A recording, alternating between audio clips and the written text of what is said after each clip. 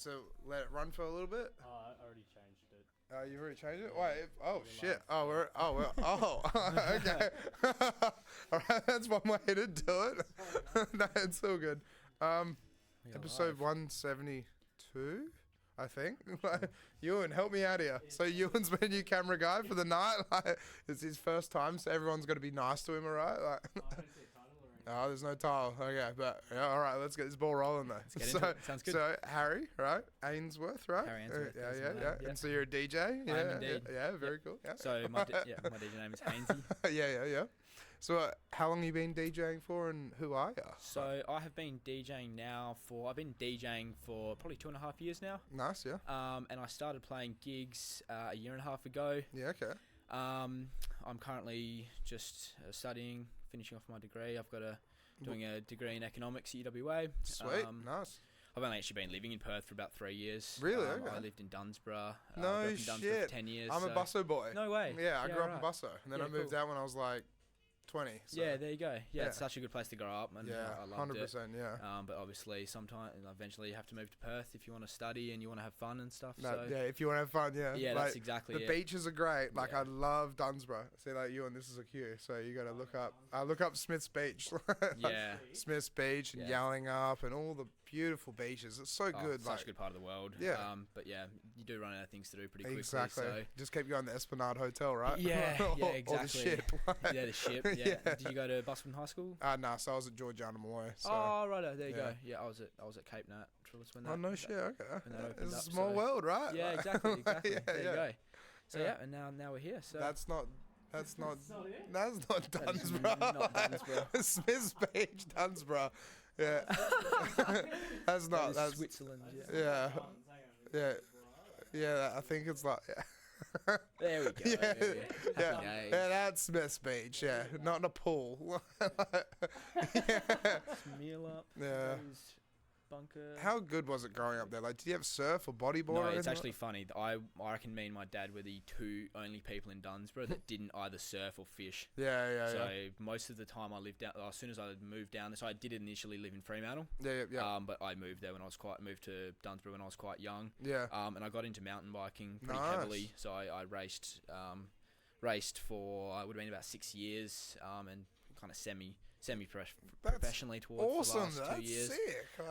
And I still ride a little bit, but Yeah. just the injuries and the crashing, I just That's got it, sick of yeah. it. And when I started doing other things like going to uni and DJing, it just wasn't worth it anymore. So that high level racing was just See, I was the same as well. I had motorbikes okay, and stuff cool. like that, and I loved yeah. it, building jumps the whole lot. But as you said, injuries. When you Injuries. fall off and you hurt yourself, you fucking hurt you yourself. hurt like, yourself, and yeah. then you can't DJ. That's So, it. Yeah. I had to kind of make that trade off. I'd kind of done what I wanted to do with the mountain biking. Like I made that decision that I wasn't gonna do it professionally. Yeah. And I started to. I don't know. I feel like when I was younger, I didn't have those race nerves. Yeah. And then I started getting more and more of them, and you started getting those doubts in your head. So I thought, it's time to, do it for fun and move on to something else. That's it. Just treat it like a fitness hobby or something. Yeah, exactly. Yeah. And that's kind of what DJing started out as, just a bit of a hobby. So Because how did you get into DJing? Like, Yes. what was the thing that got you into music and everything? So I went from when I was really young. I think I must have started watching. Probably would have been like a Hardwell set from maybe like 2013, like classic an Ultra, Hardwell. like Google classic Hardwell. as cheesy as it is. Oh yeah, look at that guy. Yeah, the chiseled jaw. It would have been like some 2013 like Hardwell Knife Party Ultra Music Festival sets. Yeah. So that's what got me into EDM. And then when I moved to Perth, I lived in a bigger student accommodation building. Okay. Called the Boulevard, which is just in the city there. So which uni were you at then? I was at UWA. Okay, nice. So I was straight into UWA from Dunsborough. Yeah. That was my first kind of year in Perth. Yeah. So yeah, in the building, it's a 23-story building full of students. Damn. So a lot of like the party culture wasn't like huge, but it was definitely there. There were some people that were keen. Yeah. And as I started to meet people, there was like the need for praise and things became of course, a thing. Yeah, So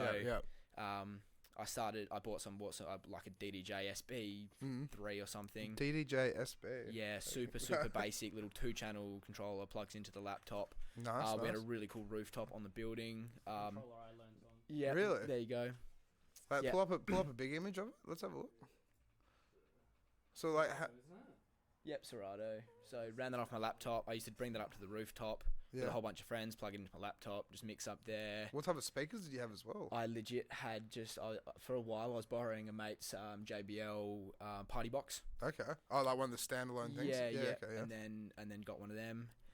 So I was just using that. So we'd just mess around up on the roof for a couple of hours. Had some, like, we got like 20, 30 people up there a few times. And on a rooftop party at UWA. Rooftop party. Oh, so at the, like at the accommodation, yeah. But that's awesome. So much fun. How many stories up was it again? 23. 23 stories? Yeah. Damn. So that was sweet. So that kind of got me excited about DJing to people for the first time. I was always just DJing in my bedroom. Yeah. And then as soon as I found that I really enjoyed that, I was like, wow, this is so much fun. Pretty much from there, I just kept practicing. I think I upgraded my equipment once. I think I got like a DDJ SX, which is like a 4-channel version of that, very similar. Yeah. And then I started looking around on how I could pretty much start getting gigs, basically. I started following some Perth DJs on Instagram. Was that like, so what type of music were you playing then? Was pretty it much just Knife like Party and Hardwell and stuff? Nah, it would have been like lots of cheesy like SoundCloud edits. Yeah, so the stuff I could find on SoundCloud, download for free. Yeah. Would be like EDM, but also the people who I was DJing to would enjoy it as well. So, just like sounded cheesy sort of edits. Yeah. But keep everyone happy though, Keep right? everyone happy. Yeah. So it's already that sort of, that vibe of playing to a crowd. And then, so I started following some DJs in Perth. I was already going to clubs a lot and was like, yeah, this is sick. I would love to be a part of this sort of industry. What year was it? Like this would have been 2022. 2022, okay. So I started 2022. And would have been about June 2022, I came across In The Event on Instagram. So, and would have been following them for a while, was aware of who they were. And then, June... Sky, the owner of In The Event, I think he put up a story saying like, hey, we're looking for some new DJs, like flick us a message. Shout out to Sky if you're watching, by the way. Of course. So I replied to that. I had no experience. He just asked me a few questions. I think 2 days later, I had a meeting with him and one of the other boys at Universal Bar. Yeah. Mm. We just had a chat and he was super keen, and that same weekend I think I did my first gig at Broken Hill, which is a pub in Victoria Park. Universal Bar and Broken Hill? Yeah, because Universal Bar's been there forever, right? Forever, yeah. I remember as soon as I told my parents, they were like, oh yeah, like we used to go there and Yeah, stuff like that's that. it, Like, yeah. it's been there for ages. A long So time. yeah, I played my first gig at the Broken Hill Hotel in Victoria Park. He's picking it up. And he's getting it. Yeah, it's not New South Wales, but we're getting there. That's it. Is this it here? That is it. Yeah. Oh, yeah, I know that place. Yeah, it's got a Yeah. wicked beer garden, doesn't it? Amazing beer garden. Yeah. Yeah, really cool vibe down there. And it's on the main strip. Main strip. Yeah, I think that's been there for a long time as well. It might have been bought and sold a few times, but Yeah, and Universal Bar is pretty iconic. that's it, right next to the Brass Monkey. Yeah. I only found out the other day as well that apparently Brass Monkey, since it's a heritage building, they've stopped getting DJs there. Yeah, I had a mate that worked there, and I think he was saying that there was a few violence Oh, issues. yeah. I don't want to. Yeah. But yeah, no, it's just Northbridge being Northbridge, right? Yeah, I think so. And so they don't have they don't have DJs, and they don't really have a dance floor sort of like nightclub vibe anymore. But I heard that used to go off. It used to be massive, packed, yeah, I and think- it was so much fun there. Yeah. But it was like, once again, it's just Northbridge crowd. Yeah, It can exactly. be rough sometimes. Yeah, you get so problems with that. So yeah. it's a shame though. Yeah. Shame. But yeah, so my first, I think I did a gig at Broken Hill that first Saturday, and then that next Thursday we Sky and In The Event launched like a uni night at Universal Bar on a Thursday. So I think I played that next Thursday. Yeah. With all the other boys. How was it like for your first gig though, like playing at Broken Hill? Because were you playing to the pub, or was it like for a function? No, or I was playing to the pub. I think by that point I had music. I didn't have a lot, so I think Sky gave me USB to use, and I went in there, and he gave me an idea of like the sort of playlist to use off that USB. And I just went into my thing. Probably had a little bit of a dance floor going, maybe. Yeah. Nice. I think I thought it went relatively well for my first gig. Yeah. By that point, I'd taught myself a decent amount, and I could transition fairly well. So did you teach yourself all DJing, or did you look at like any YouTube videos or anything? I would have used YouTube a lot. So I'm pretty much self-taught up to then. That's once awesome. I joined in the event, definitely had a lot of help from Sky. Yeah. One of the other boys, shout out Zach McNulty. Zach, yeah. Shout out Zach. If you know Zach. No, I don't think I know him. Zach. And he gave me a lot of help as well. And yeah, so pretty much from there, just started doing those first few venues at Broken Hill, Universal Bar, and then. How was it at the Universal Bar? 'Cause it gets pretty rowdy in there, right? Yeah, so it's a massively busy venue. Yeah. They have the live bands in there on Friday, Saturday, Sunday. So were you playing in between the bands? So I never actually did that. It's no longer a venue of ours. Oh really? That's moved on. Yeah. But I started upstairs, so they've got like a cool little mezzanine area up there. Yeah. Like it's part of it's the smokers area. And they just wanted there wasn't really even a music brief up there. They just wanted something different to what was downstairs. Yeah. Okay. Yeah. So I found that was like a really good place for me, especially to just like ease into it. It is so cool up there because I've done a wedding, not a wedding, but like the wedding after party there, and it's just the nice, like, you know, it's a nice setting, and it is so different almost, but it's the same venue. So. Yeah. So I just would have played a lot of like commercial house sort of stuff up there. There wasn't like a heap of pressure surrounding it. It was just a good place to learn and keep building my skills. Yeah. Because I was still very, very new at that point. But see, that's the way to do it, though. Is like you get somewhere where it's not too overly busy. Exactly, there's not too much pressure. Yeah. It's like what I was telling you before. It's like about like Scarborough, so Scarborough Beach Bar. Yeah. And also before the Peach Pit was the Peach Pit, it was called Squire's Fortune. And so I used to play there quite a bit before Scarborough blew up and started getting really busy.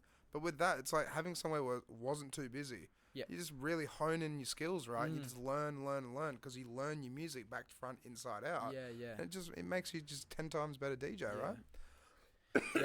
Universal Bar, and then downstairs would be we had a few other more experienced guys playing in between the bands. Yeah.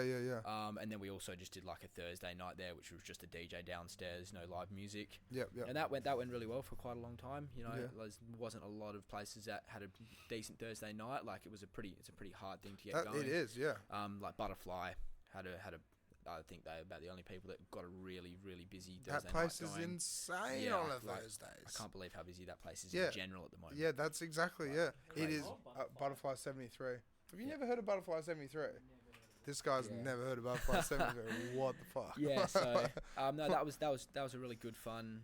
That was a good fun place to play. Yeah.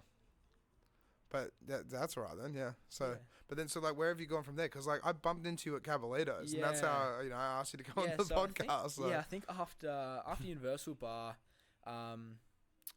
the first proper nightclub I went into would have been Coconut Grove Tavern. Yeah, okay. So I got there.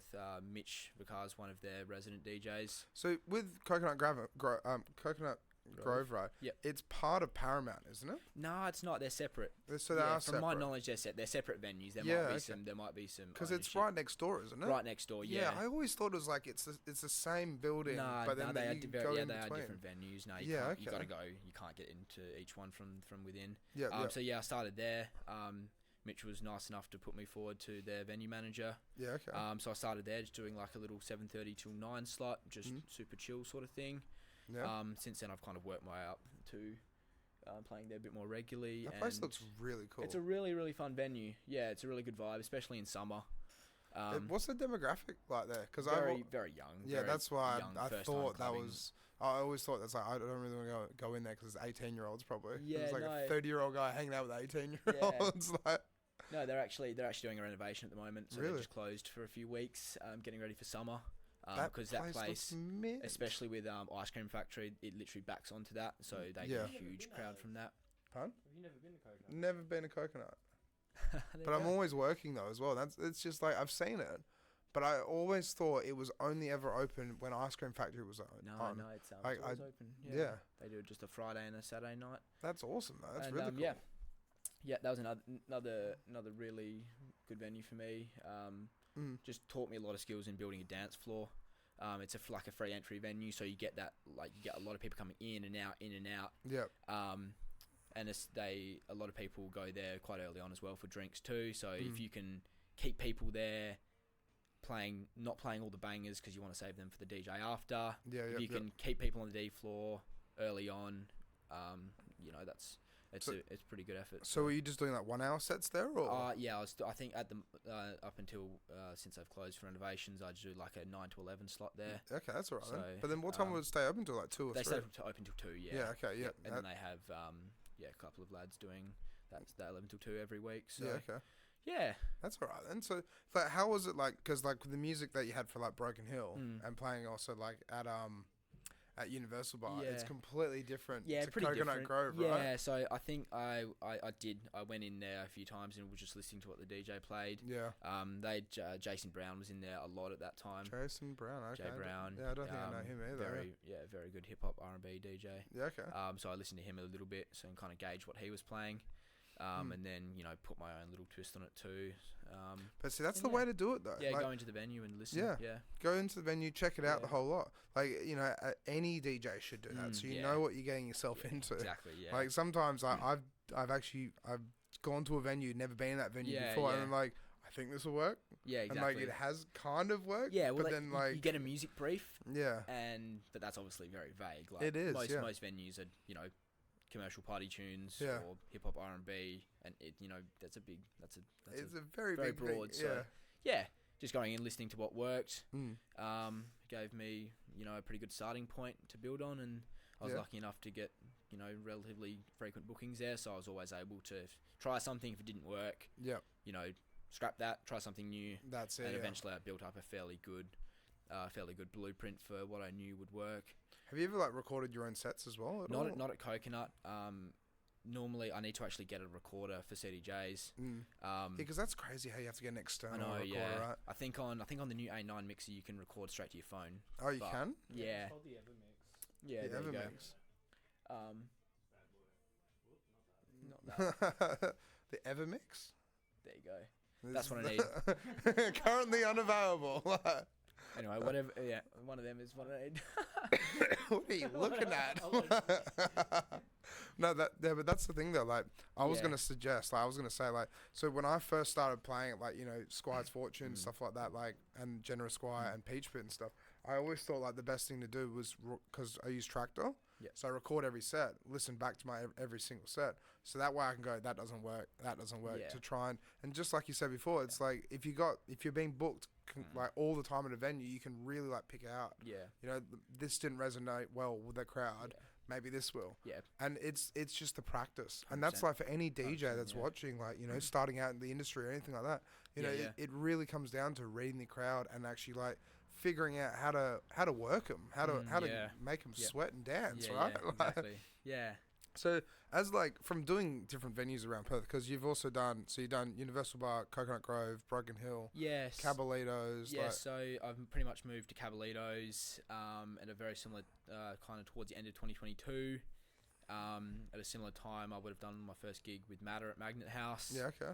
How was that? Was that good? That was amazing. Yeah, I was so excited to get into Magnet House. That was like a bit of a goal of mine. Like the sort of people I started following at the very beginning were the ones playing at Magnet House. And I was and like I've been to that venue so many times. It's like this venue is so sick. Yeah. So that was a goal. So I was pretty excited to get in there. I just did like a little upstairs gig. To start the with. Mezzanine. Yeah, up in the mezzanine. Yeah. Through Keegan, so that was super exciting. And then I think about May I got my first downstairs set, which was actually playing the big room. Then play the big room. It's so much fun, right? Yeah, so much fun. Because obviously that was Capital. For you, so exactly. Back in the day. Before they changed it. So that was a big goal of mine, and I was pretty excited to tick that one off. And so like because how many gigs would you say you've done in total now? Like 50, 100, like nah, it's got to be more than that. 150, 200, probably 150, 200. Yeah, okay. I think if I think of invoices. Yeah, that's it, right? I did that the other day as well, like counting up away invoices. 150, 200 minimum, probably 200, I think. So like out of playing 150, 200, like right. So like, what are some of the funnest times you ever had? Like, what's funnest times? Like the best gig? Like something's happened, just made the night even better. Like. getting into Cabalitos initially is definitely a highlight. Yeah, that place is, as I said, that place is sick. Yeah, it's such a small venue. It's only 130 people. In terms of capacity. But just everything about what they've got for the decor, the staff are awesome. It's so unique as well. For me, I'm not like a big hip hop listener. A lot of people I know, have always listened to hip hop. That wasn't really me. I obviously have mainly been a bit of an EDM head. So I really had to start listening to it. That then meant I started enjoying it. I wanted to listen to more of it, and I kind of had to build a playlist and download music from like the ground up to get into that venue. That's an indie event venue. But that's good though, because that shows dedication to the DJing, right? It's like you don't listen to hip hop, but you booked at a hip hop venue, so then you're actually going to dive into hip hop, find the stuff you like, and then build from there, right? Yeah. So that was just a super rewarding one because it wasn't something I was super confident in. I had to work hard to get myself to be able to play there fluently. And then I think I did a couple of like little back-to-back sets with Sky and Zach because they were the ones that were playing there mostly at that time. And then eventually I started playing my own sets there. And I think I just had a few nights early on where I didn't quite get it right and I needed to go back and work on it. And then it clicked eventually. I started playing them most weeks, right? And I think there was a couple of nights there where I just had so much fun. Had the crowd work, everything was working. Managers were happy. Boss was happy. So that's it. Got to keep the boss happy. What else? My first step upstairs at Magnet House. Really nervous. I still get nervous for a lot of gigs. Really, yeah. It hasn't. There's still. But that's good though. Yeah. That is good. So I think I mentioned before. So I do emergency services, right? Yeah. But doing emergency services, someone told me that it's like the minute you do not get anxious, nervous about shit, someone's hurt themselves, you got to go and sort them out, right? It's like that's when you shouldn't be in the job. And it's the same thing with DJing as well. It's like when you get to the point where it's like you rock up and you're just like, I'll cream it, it's no problem. Then it's like, well, try and do something different or whatever to keep you on edge, keep you involved. The way I kind of justify the nerves personally is by going, okay, it shows that I care, number one. Number two, it keeps me grounded. You're never going to get it. You're not going to get too far ahead of yourself. It just shows that you're prepared and you care about it. But yeah, super nervous to play out there for the first time.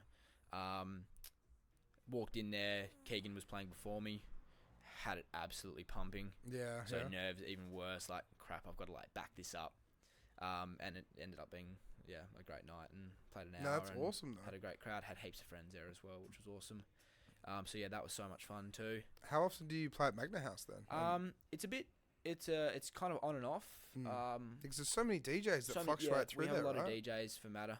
I'd say every second or third week, so a decent amount. Yeah, okay.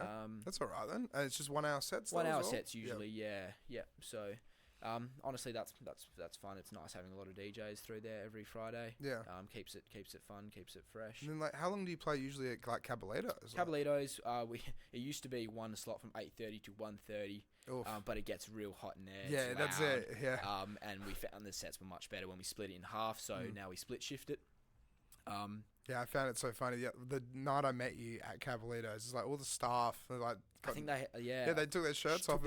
The girls are in bras, the guys are shirtless, and then the guys are in basically the boxes. The staff have so much fun there. And it's not even, I think the aircon was on, and it's still not even that hot yet. It's still winter. Yeah, I can imagine that place would get so steamy. Normally the aircon works pretty well, so it's okay. But, so Sky has a really good relationship with his friend Kewen. Sky's in the event, Kewen's Anomaly DJs. Okay. And we share Cabalitos. So on Friday nights, Anomaly DJs do it, and on Saturday nights it's in the event. And it normally changes a bit in terms of who's playing.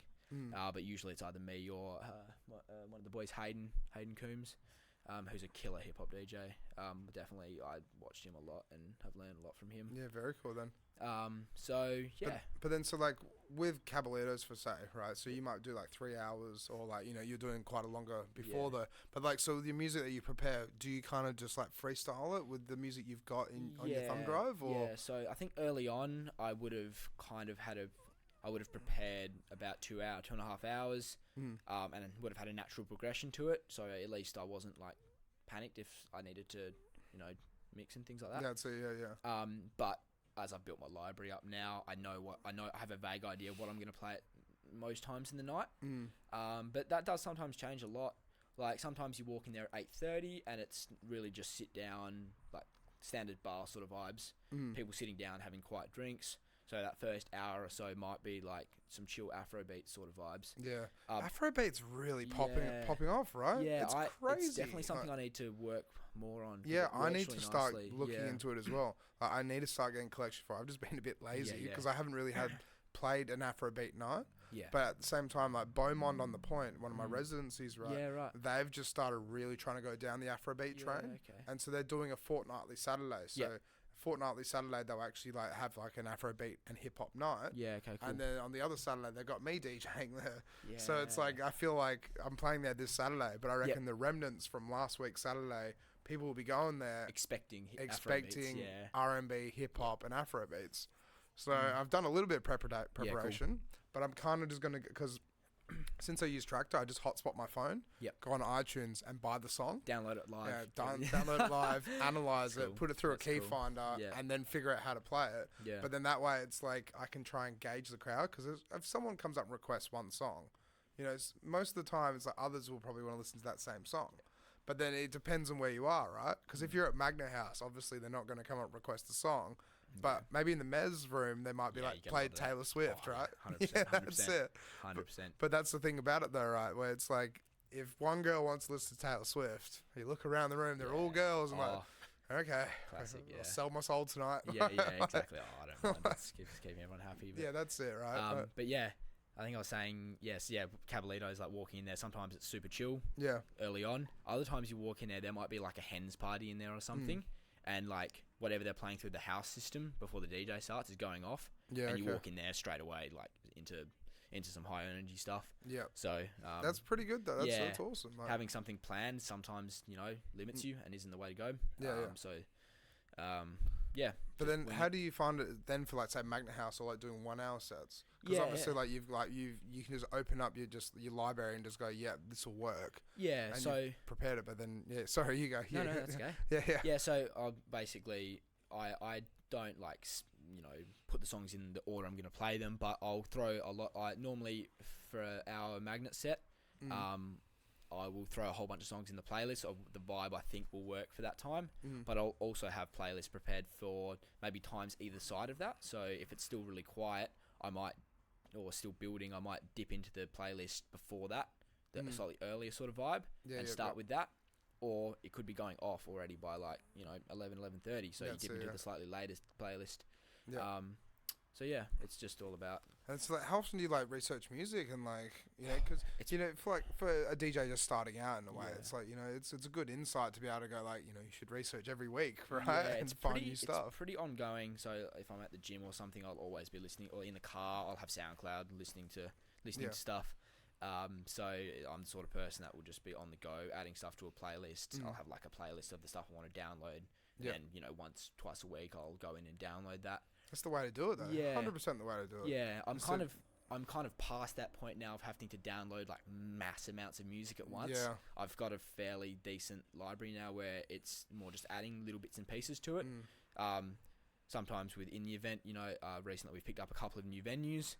So that's when it's a case of all right, that vibe isn't something we do a lot of. I need to go and research it and download a whole heap, Afrobeats, for example. So I'll have to go download a whole heap of music for that, and put a lot of time into preparing. So, that's the thing about being a DJ. A lot of people don't realize, right? It's it's not just rocking up, just pressing play, and then DJing. It's research, keeping up to date with what's new, exactly, what's coming in. Have you got that new Ellie Goulding, Calvin Harris song at all? Yeah, Miracle. Yeah, Miracle, yeah. So it's been out for a while now, but it's a banger. Yeah, it's a banger, and it just kind of popped up out of nowhere. Yeah. But it's a similar thing with Fisher as well. But then Fisher's still getting played. Exactly. That's Yeah, people always talk about comparing the hourly rate they get at their jobs compared to DJs. Oh my god, DJs are on such high hourly rates. What they forget is, number one, we don't work generally for 8 hours like some people do, but it's not a long shift. Exactly. And the time we have to put in during the day before the set, where you're not being paid, is a huge amount of effort. That's it, getting prepared and actually making sure you go up there and you can actually keep everyone dancing. But how rewarding is it though, where as soon as you get that dance floor started and then everyone starts dancing. I can imagine Cabalitos. It'd be crazy. Yeah. Right? Yeah, it's definitely, once you got it going, it's a good feeling. Keeping it going then is, as soon as you get, you almost go, all right, yes, cool, I've got it going.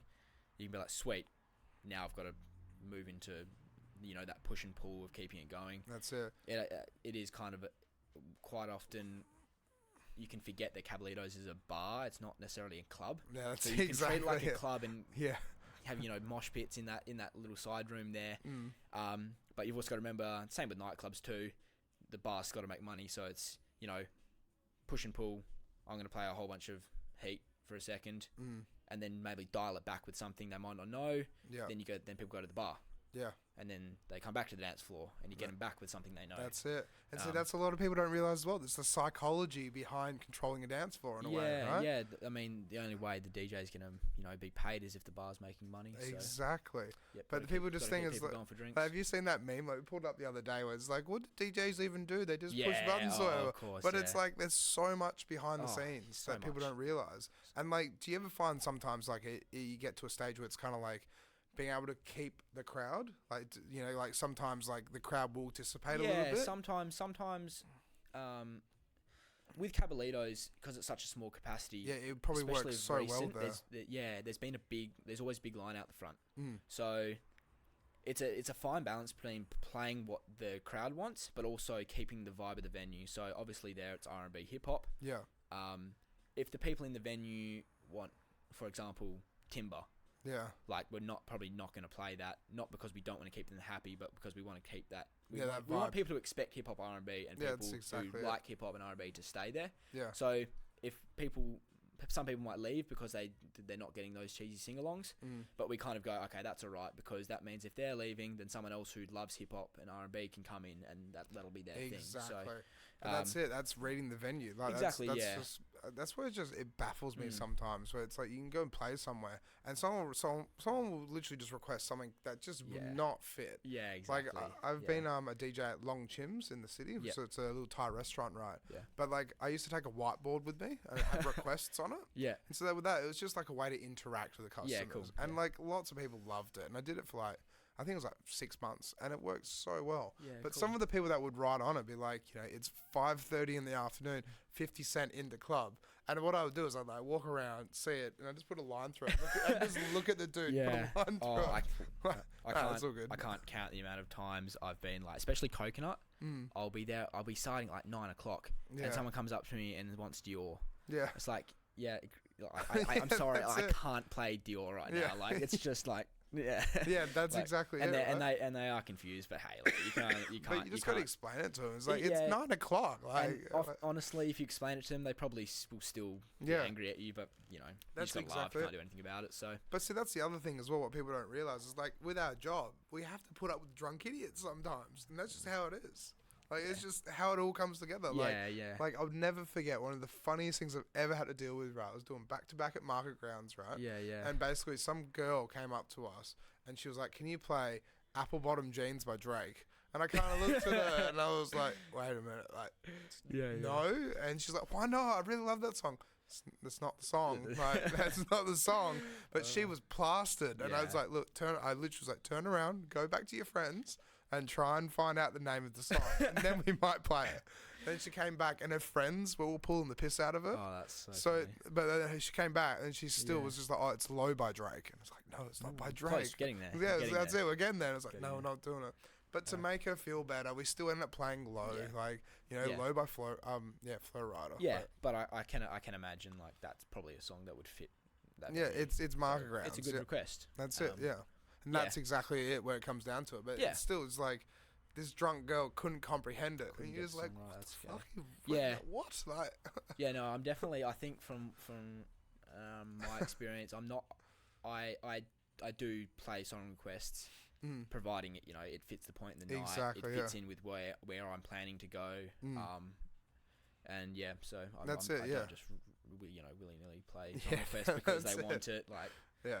But that's the signs of a good DJ, though. That's the thing. Yeah, exactly. Instead of just going, I'm playing drum and bass, I'm going to just play a Taylor Swift song and just like completely ruin the fucking venue. The vibe, yeah. Like, it's just being able to work it in. There's been times when I've, had to succumb to a song request and I've gone, oh, I don't really want to play this, but I'll play it, and I play it, and it throws me out, or it throws the crowd out, and then I go, no, like, that's a good lesson. Oh yeah, so we got some comments by looks. Hey. Shout out to Adam. Fucking, where were you on Saturday night? You should have come down to the party. And shout out to Levi as well. I'm trying to get Levi actually on the podcast. Kyle, you don't play song requests. So Kyle, Manekis, DJ Kyle. Formerly Kyle, now Kyle. Okay. He's actually my roommate. Very nice. So yeah. I live with my girlfriend Alyssa, and Kyle is our other roommate. So shout out Kyle. Yeah, shout out to the roommate. Shout out to the roommate. He's also a DJ. He DJs within the event as well. Nice. And a whole bunch of other venues. So yeah, tell him to come on. If you're watching Kyle, come on Kyle, in. Yeah, you're up. Yeah, just hit me up. Just message me. And, come on, hang out. So, I'm always looking for new people. Yeah, so. yeah. But so like over the the year and a half of you DJing at some of the biggest places in Perth, like what have been the highlights? Like, because I mean obviously you said like playing upstairs and actually getting into Magnet House and Cabalitos. Yeah. But then like, have you ever had like, because I mean there's a stripper pole at Cabalitos, right? Like, have you ever seen something funny where like a guy has gone like taking his clothes off or something going on there, or like something's just happened at the bar, it's just been hilarious. I've had. It wasn't even when I was DJing. I was just hanging out at the Aviary. I've only actually started playing at the Aviary in the last couple of weeks, which has been amazing. Yeah, Aviary is really Aviary's good venue. A great venue. Yeah. It's definitely like a bucket list venue for me. Yeah. Just as a result of like the names who have played there, and just what the venue is. It's such a cool spot. I was there with a group of friends. It was a Sunday afternoon. Super chill vibes. Once again, Aviary Perth. There's probably heaps of places called the Aviary. There you go. That's the Aviary. So it was a Sunday afternoon there, just super chill, like beer garden vibes. Yeah. And we were just having some quiet drinks. DJ was playing a bit of just disco stuff. Anyway, I think they got a bit of a dance floor going. Still very, very quiet. And DJ plays Eagle Rock. Yeah. Friend, shout out Harry Sands. Yeah, dacked himself has jumped up so quickly, he dacked himself. Yeah. In an empty dance floor. Yeah. Like obviously there's a time and a place for it. Yeah. He's dacked himself, instantly kicked out. Hasn't been back there since.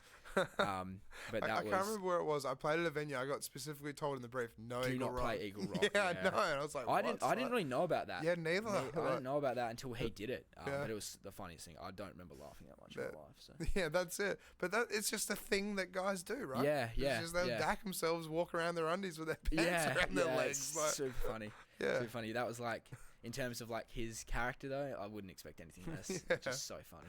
Here's one for you. So you might have been DJing there at Cabalitos when this happened, right?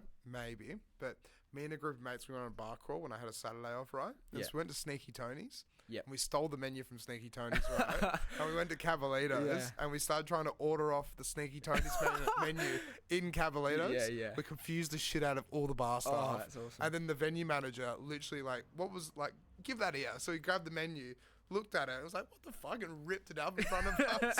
But he gave us drinks for free because we made everyone laugh their ass off. Oh, that's so good. Because we were trying to order it was like something ridiculous. It was like a dark and stormy rum cocktail in a tequila bar. Not Cabalitos. Yeah, that's it. That's awesome. It was so funny. That's a good one, actually. Yeah. I'm sure you could do that. Like, honestly, like, if anyone, like, everyone who's listening, right, just like, if you do that at different venues around Perth, it just makes their night. Because the bartender just gets hell confused. Like, we don't serve that. I guess you can go one of two ways. You could get funny bartenders like Cabalitos where they think it's awesome and they give you free drinks. Or people would just be like, this is not funny. This is not funny. Fuck off. This is, you're annoying me. Yeah, that's it. Yeah, legit. Yeah. So like, where do you want to see yourself in like the next like couple of years? Like, so at the moment, I'm obviously playing a lot of commercial venues.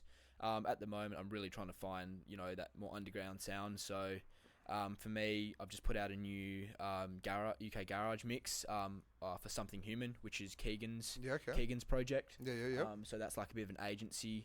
They do like weekly mixes. Yep. So I've just put out a garage mix. It's not on SoundCloud, it's on YouTube at the moment. And also like a bit of summery house sort of stuff, maybe in summer. Can we pull that up? Like, Something Human, spelled SUM. Yeah, because I've heard of that. Yeah, it's going well though as well. Or TH. Oh, sorry. Human. Just enter. It should come up. Yeah. There you go. Yeah. And there's me 2 days Yeah, ago. because that's at the Hen House, isn't it? No, that's at Perth DJ Hub. Up here, Perth DJ Hub. Yeah. So that's a new cool studio there. Yeah. So yeah, I'm really trying to push. I'm still working on like specifically really what I'm passionate about and what I want to play. But for me now, I really want to push that through some events. And start playing festivals. Yeah.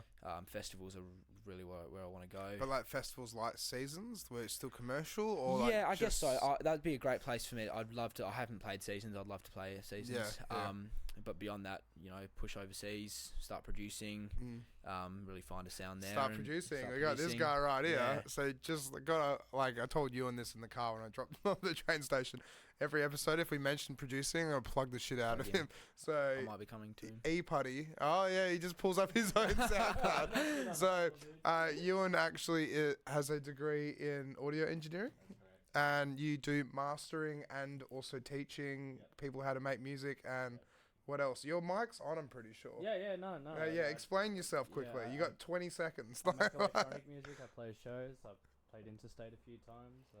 Festivals as well, Bush Doors. All that jazzy. I run a record label. Hit me up. Yeah, there you go. There's his 10 seconds. That might be where I'm heading. Yeah. Well, that's it. It's all about bumping into the right people, basically. Yeah, exactly. It's all networking. I guess a lot of DJs say the ultimate goal is obviously to play overseas festivals. Yeah. But yeah, that's kind of where I'd like to head. I love playing commercial venues, and I think I'll continue to do that. Yeah. But having my own unique sound on the side, that festival sound on the side is definitely that's where all the fun is, I guess. Yeah. So that's not bad though. That's a good way to do it. That's a good. That's a good dream. Like, not even dream, but like good goals to actually try and reach. I feel like it's I need to. Yeah. I had set some goals for myself. So what type of music would you want to produce then? It would probably be in the house realm. Yeah, I'm still really exploring where I want to take it. Yeah. I guess I need to start just putting some things out and seeing what that's works. The thing as well. Is a lot of people don't realize that it's like with producing, it's just a whole different ballgame, right? It's nuts. Yeah, exactly. Like I think I was texting Keegan about it. We're talking about like things like SoundCloud as a rabbit hole, like delving into SoundCloud to find new unique mashups and things. Like producing's another whole nother game in terms of like a rabbit hole of where you can take it, because it's just it's the raw production of music. That's it. Exactly. It's the raw production. You could literally take it anywhere. Yeah. So and that's the thing about it. It's just like it can take years. Like even Deadmau5 is still asking people on Twitter. Well, formerly Twitter, it's called X now. But he's still asking people for advice on Ableton. Because Ableton is just there's so many different things you can do with it. It's just a creation tool. That's the thing about it. It's like Photoshop. Sure, you can learn how to use Photoshop, but you don't, you can learn how to use Photoshop, but to learn how to paint and like be a good graphic designer, it's a completely different thing. Yeah. It's a completely different thing. All the skills with it. What are you looking up now? Oh, you're plugging Ableton. I see. I see. Yeah. So. Yeah, I know. I want to push festivals overseas, and I know that's where I want to head. It's just now working out by what means I can do that. So. Sorry, just out of curiosity, have you thought about a pathway to actually get there? Well, that's what I'm working out. I need to find a sound first that I'm really passionate about, and I keep dabbling between a lot of things at the moment, but it's eventually going to be about, okay, this is the sound I want Hainzy to be. When people hear my name, they hear this specific sound. So yeah, at the moment I'm really enjoying the housey sort of sound, garage.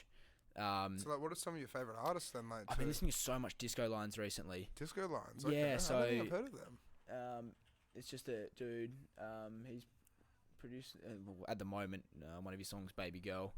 It became a bit of a TikTok trend. There you go.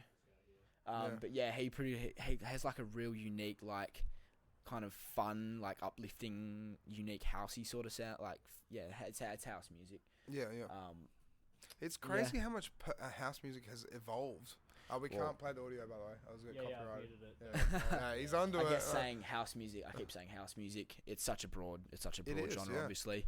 But everyone, the reason it's so broad is because everyone keeps finding their own little sound within house. Yeah. So see, that's what's so crazy as well, because you have things like Fisher. Fisher is technically tech house. Yeah. But the thing is, it's like being tech house. It's like tech house 5 years ago was nowhere near what Fisher is now. in my opinion, I found tech house like minimal house. It was kind of bland, much in a way. more It's stripped just back than stripped back, if you, background, like cafe, coffee, beachfront kind of stuff. If you played like that real authentic tech house that you're talking about to someone who's a Fisher fan, they would listen to it and go, "Oh, no, I don't like that." And they'd be like, "That's not tech house." That's not tech house. That is tech house. Exactly. But that's what's so crazy. Oh wait, here we go. Comments. Oh, here we go. Oh, Matthew. Yeah. Kyle, message me.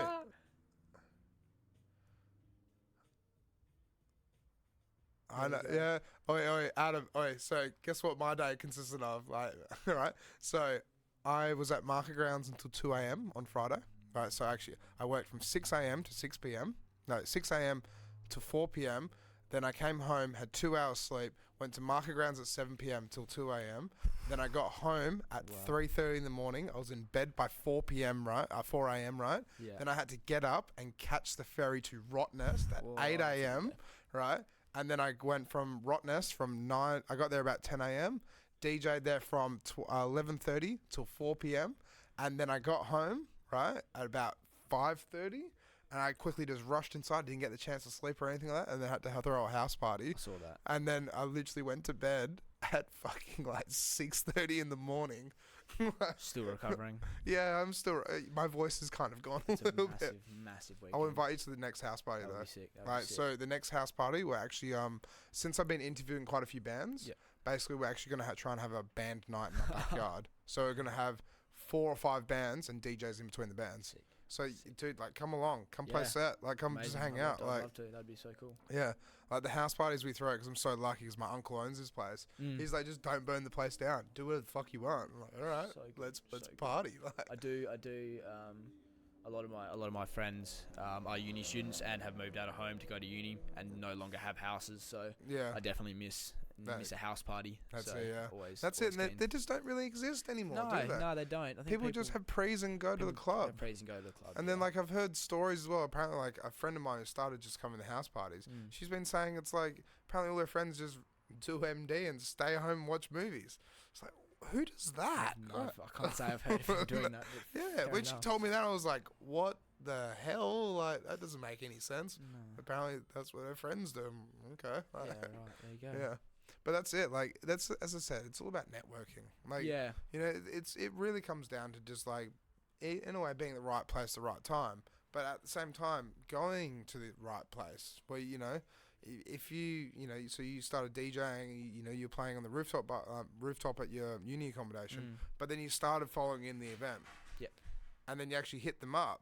Yep. And then hitting them up. Look what you're doing now. Yeah, like, it's a snowball effect. Yeah. And getting that opportunity, making that connection was super important. And then obviously getting that first opportunity and making the most of that first opportunity. Like, for me, did you see yourself, like, a year and a half ago, 2 years ago, did you see yourself where you are in this position today? I maybe not then. I definitely set out some goals at the start of this year specifically on what I wanted to do. So maybe at that point, but from the very beginning, I couldn't. Like, I didn't know anyone in the scene. I hadn't played any gigs.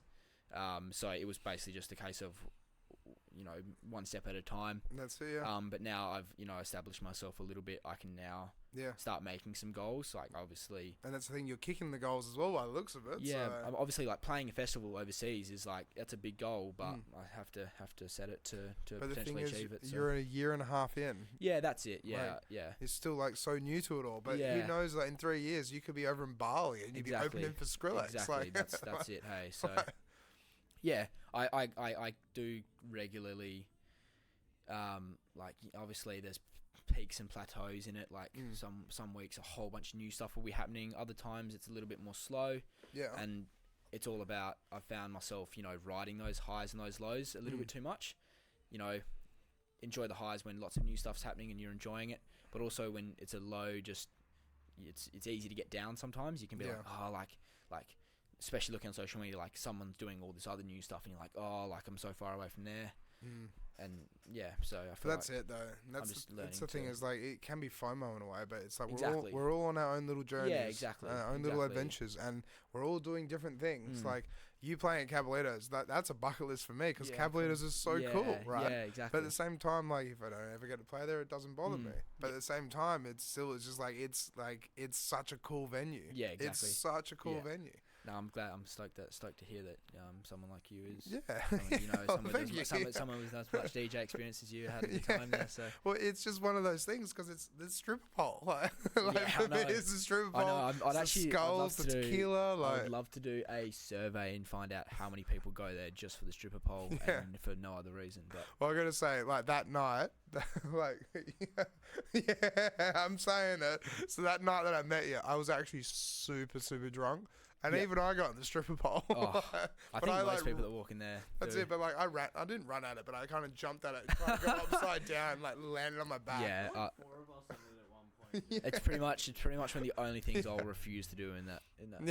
Yeah, because you worked there. Yeah, you will not see me on that. See, for me, like I don't work there. Like I work at other places, but I'll go there and make an ass of myself. Oh, honestly, you'd probably get most of the staff there on it anyway. So I don't think making a fool of yourself in that venue is too much of an issue. So, that's so much fun. So, no, that's awesome though. So it sounds like you're kicking goals and everything. Yeah, I hope so. Hopefully, I can keep this upward trajectory going and just continue to keep it happening. Yeah, continue kicking goals. And then, so just one last thing before we finish up, then, like, so you were telling me before, so like in the event, they've got some raves or something. We've got some pretty cool stuff going on. So so Sky.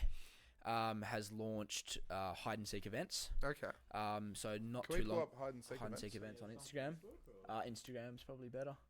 Yeah. So a couple of months ago, we ran the first event at the warehouse in Malaga. Yeah. So he owns that warehouse, right? He rents it. Yeah. So, was such a cool event. If you click on one of those videos, you'll see it. We had like a main stage inside. And a silent disco outside. Is that Adam there? I think that's... No, that's Big Tony and Phenon. So crazy production. I think when a lot of people were turning up to a warehouse party, they weren't really sure what to expect. And, the boys threw the absolute kitchen sink at production. That's awesome, though. That's really cool. So, the big M-shaped. The event was called Project M. Yep. A bit of a spin-off on the movie Project. Oh, yeah, Project X. Yeah, of course. Yeah. So that was such a cool way to kick things off. And now this weekend we have our second event, Project M 2.0. Same location. However, this time we have 3 stages. We have a silent disco still, 3 channels. We've booked a whole heap of new up-and-coming DJs in Perth. Sweet, big crew from the Your Shot crowd. Yeah. We have a D&B stage. Which is a lot of that crowd coming from the Andy C event are playing at that. Yep. Well, not the people on the Andy C lineup as such, but people going to the event. So that's going to be super cool. And then we have a house and techno stage as well. So we're going from 2 stages to 3 stages.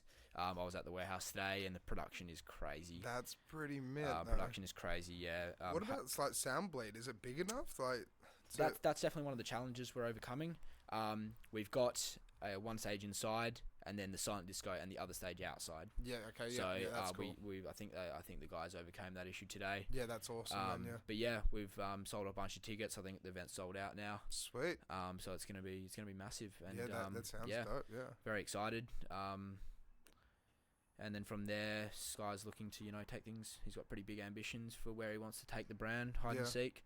You'll have to watch that space. But it's good though, because it's like in a way, it's like obviously, like I feel like you got to support brick and mortar venues, right? Yeah. But at the same time, it's so cheesy, it's so cliche, and like having events or raves like this where people can just go off and express themselves, and it is fun and it's enjoyable the whole lot. Well, that's it, I guess. This is a warehouse rave, but it's not your typical warehouse rave that you might think of. It's not like your deep, dark, purely techno sort of rave. That's it, it's definitely catered a lot more to like a newer, like not a clubbing crowd, but people who will or people who enjoy clubs but want to maybe hear something a bit more underground.